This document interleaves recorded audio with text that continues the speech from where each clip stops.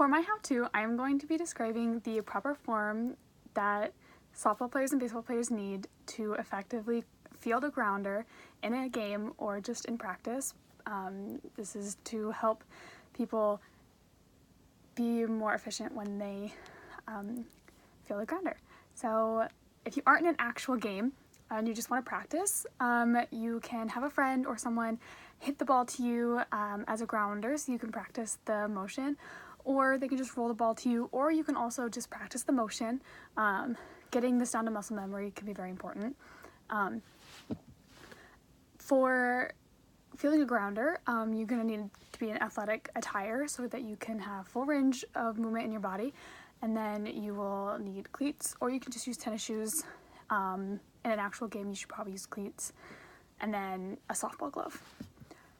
So before the ball is even pitched to the batter, you want to stand in an athletic stance with your feet slightly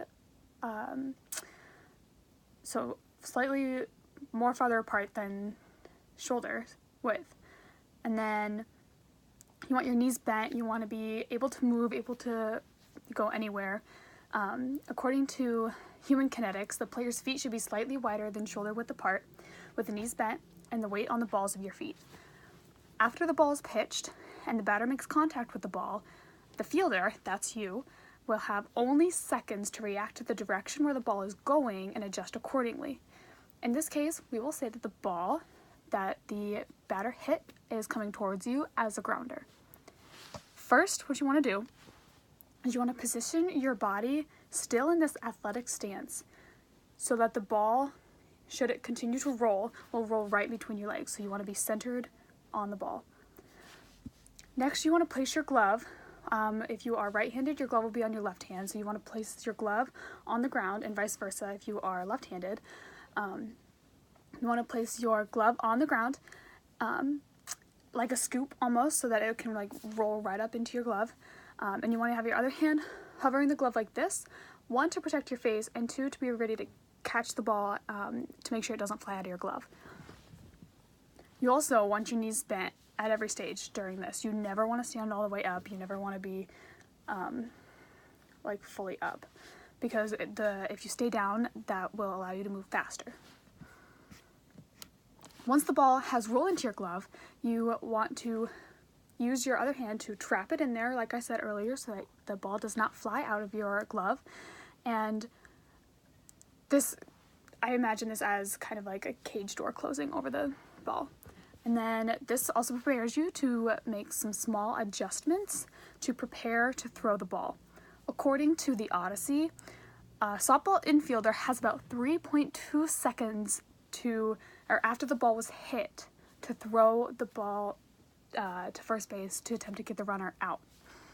This means that the transition from fielding to throwing must be almost simultaneously. It's got to be super quick. So once you have the ball in your glove, you can now have very few steps to transfer the ball into your throwing hand and make the clean throw first. According to a website called Softball Spot, the most common mistake people make is, although they begin in the down position in that athletic stance, they,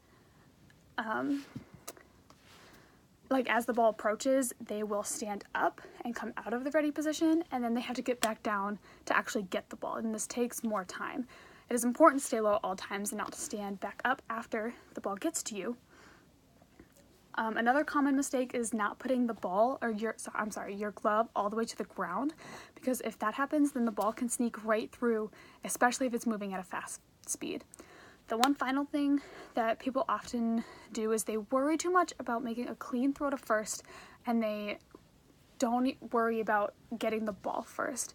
A lot of times you will hear people say, ball first, ball first.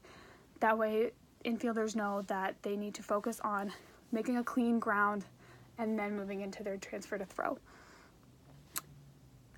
The common mistake that people make is they stand up too quickly and are already thinking about that transition, trying to make it clean, and the ball sneaks through because their glove was not on the ground. So they don't even have the ball when they go to throw. I hope this helped, and I hope that you can go and effectively field a grounder now in softball. This also applies to baseball. But softball is just a little bit different because the ball is different. But yeah, that's my how-to.